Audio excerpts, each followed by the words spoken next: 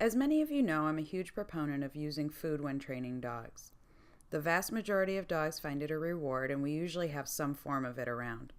Over the years, I've encountered a number of people that have complained about trying to use treats, saying their dog won't respond without them. After discussing it with them, I almost always find out that they use the treats incorrectly. The good news is that there's a very simple fix that I want to share with you. First, let's look at the wrong way to use treats when training. Sit.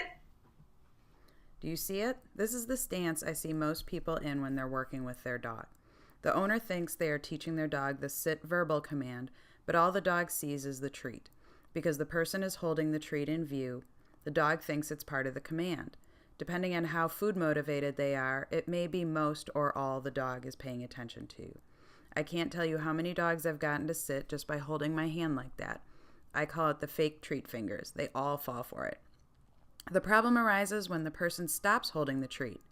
They think they have taught the dog to respond to the word sit, but the dog has learned the command is the hand position or the hand position and the word. When the dog only gets the word, they're confused. Many people think their dog is being defiant because the treat is gone, but it's almost always because part or all of the command is different now, so they don't understand. So here's the right way. The key to using treats is to have them easily accessible to you, but not on you or where your dog can see it. Teach the command, use a marker to show the dog the behavior you're looking for, and then grab a treat to reward. Here are some more ideas for where to put the treats. Dogs learn setups very quickly. If you grab a bag of treats, they know it's training time, so they'll respond. The problem is that very often when you don't have treats, they know this isn't training time, so they won't respond. By having treats stashed all over the house while training, you will always have some close at hand, so in your dog's mind, it's always training time, and they will respond.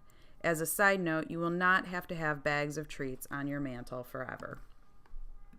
To successfully train your dog, you will wean off treats, but there is a very specific way that this needs to be done. But that's a topic for another video. For now, keep those treats around. The general rule for training is that a dog needs to be rewarded consistently until she knows the behavior.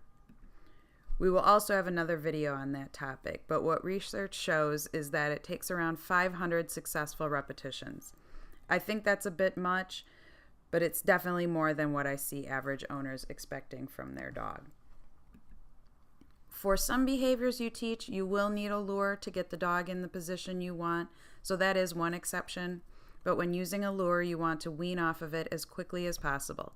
I usually recommend about 3 successful repetitions with the lure and then stop using it. If you aren't familiar with a lure or a marker, please check out our other videos to see how to use them. And thanks for watching, and please like, share, and subscribe, as there will be more videos to come pertaining to this and many other trainable behaviors.